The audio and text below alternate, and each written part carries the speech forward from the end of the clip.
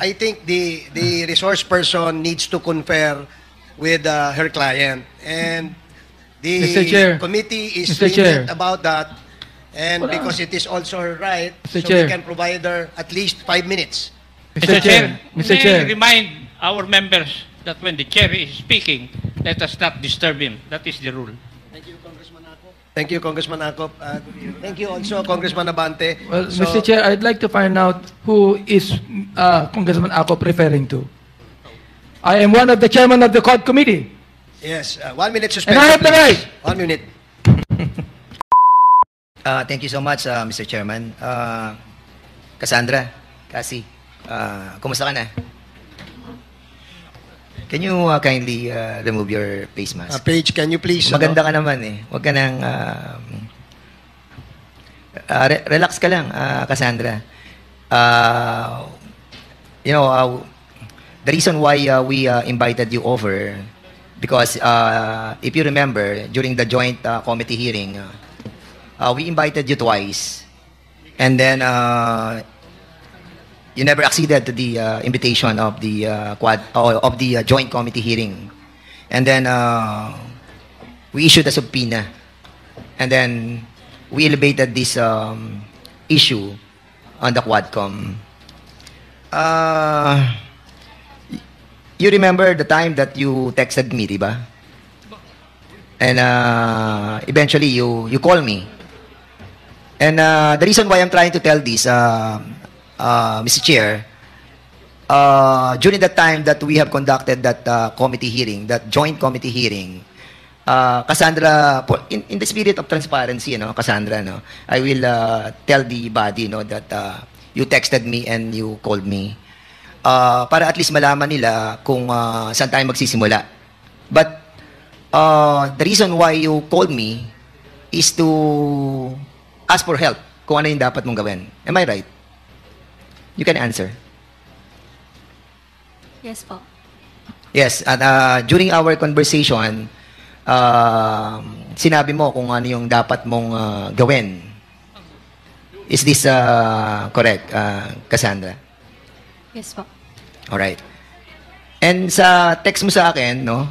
And I know that this came from your heart, no? Sinabi mo dito sa text mo na, "Hi Kong, thank you for the time to pick up the call. Sana matapos na po, puro na lang allegation. Pag-pray ko din po, maging fair enough. Din po, I'm not involved in politics and will not po. Ayaw ko din pong madamay sa away po ng malalaking tao. Mabuhay po ang Pilipinas. Mabuhay si PBBM." So you texted this, di ba? You remember? And you were saying na ayaw mo ring may madamay na sa away ng malalaking tao. Are you referring to sinong personality are you trying to imply on your text?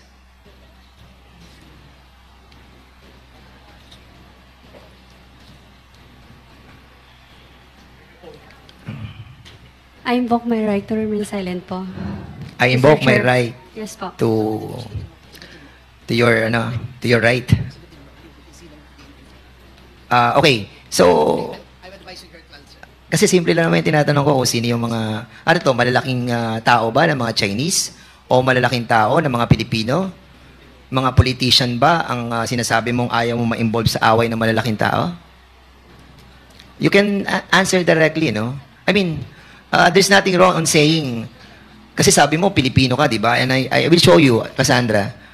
This is the certificate of your naturalization nung papa mo. And we were able to get that during the time of 1978, he applied for the naturalization. And thereby, when you born in year 2000, you are a Pilipina. Di ba?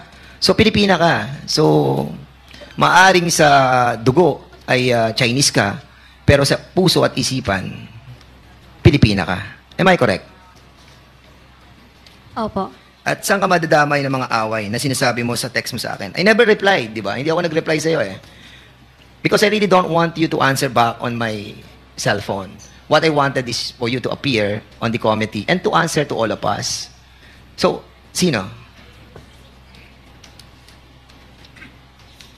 Mr. Chair, I invoke my right po to remain silent po.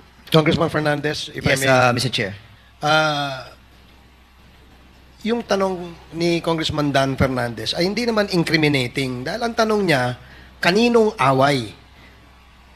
Is that an incriminating statement?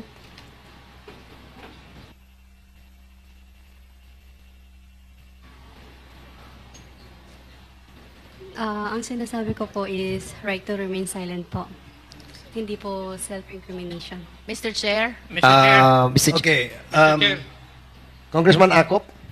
I would just like to remind Madam Cassandra Ong and her lawyer that what we are conducting here is not a custodial investigation where you can invoke your right to remain silent. There have been Supreme Court decisions on this. So I think the witness has to answer. Otherwise, we will move to cite her in contempt for refusal to answer. Mr. Chairman. That is correct. Congresswoman Luistro, you want to Mr. say Chair, something? the reason why I started our hearing with the parameters on the use of right to self-incrimination is to guide our resource speaker as to when they can be availed of and when they cannot. And as far as this representation is concerned, Mr. Chair, we have two elements before they can avail of the right against self-incrimination.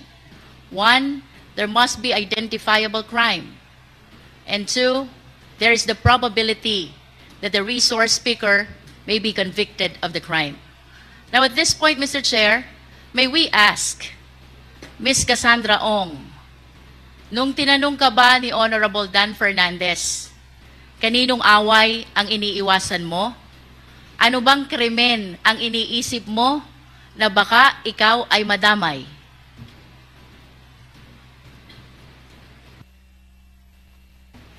I refuse to testify. I refuse to answer po para sa own reason ko po.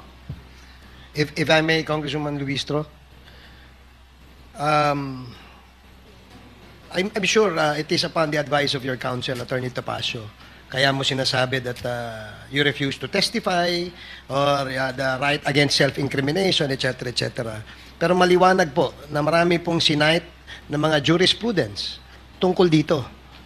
And we don't want to, we are very lenient to your client, Attorney Tapasio. And because of that leniency, we allowed her to appear before us so that we can propound questions related to the alleged crime that she has committed. Under the jurisprudence that was cited by Congresswoman Luistro, meron pong identifiable crime. And we don't want the committee to be compelled to cite her in contempt. Because as it is, she is already detained in the House.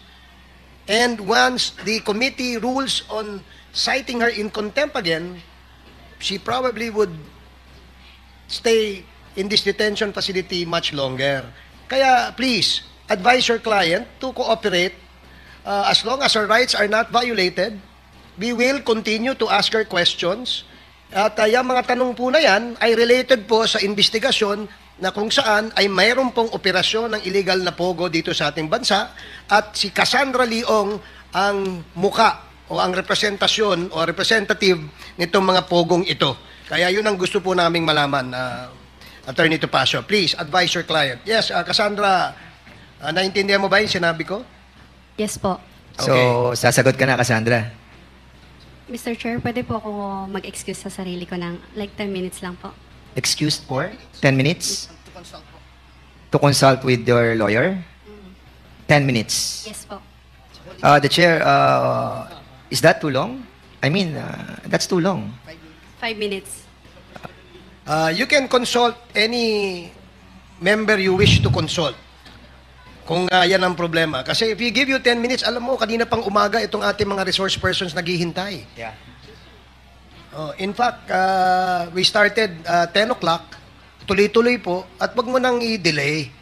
Simple lang naman po yung tanong. Yung tanong Che. ko ay related po doon sa iyong involvement dyan sa Lucky South 99.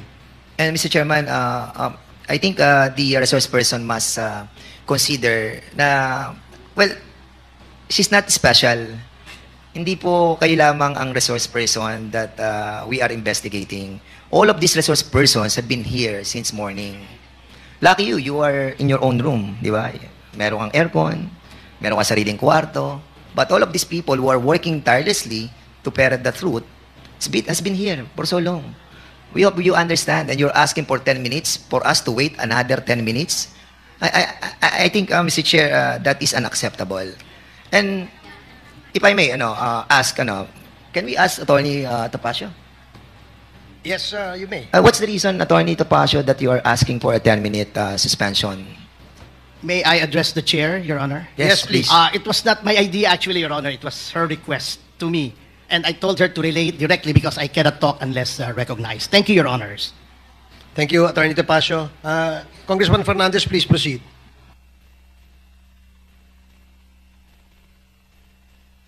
And, Cassandra, what is the reason for a 5-minute suspension that for you to talk to your lawyer? Are you asking for a 10-minute? Yes po. Yes po. And what's the reason behind?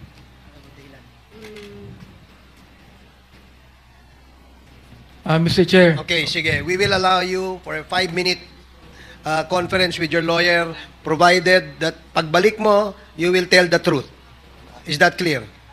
Mr. Chairman, I object because we've been waiting here for so long. Let's start with this right now. I think the resource person needs to confer with her client, and Mr. Chair. the committee is Mr. Chair. lenient about that, and Wala. because it is also her right, Mr. so Chair. we can provide her at least 5 minutes. Mr. Chair, Mr. may I Chair. remind our members that when the chair is speaking, let us not disturb him. That is the rule. Thank you, Congressman Acop.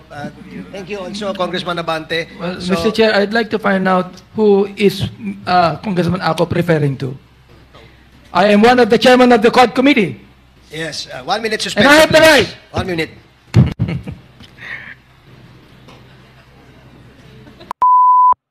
Umani naman ito ng iba't ibang reaksyon mula sa ating mga netizens. Ayon kay Nard Sol Iver, maganda kung magsuntukan sila para makita kung sino ang matapang. Uso naman yan kahit sa ibang bansa. Pahayag naman ni Ramon Neria, the worst group of congressmen, mga sip-sip kay Tambaluslos. Puro kasi kayo grandstanding. At ito naman ang saloobin mula sa ating kababayan na si Ramon Angelo, kangaroo court talaga. Tingnan natin kung may magagawa silang batas at may makukulong pagkatapos nitong investigasyon nila kuno. Mga kababayan, feel free to comment below para maglabas ng saloobin sa balitang ito.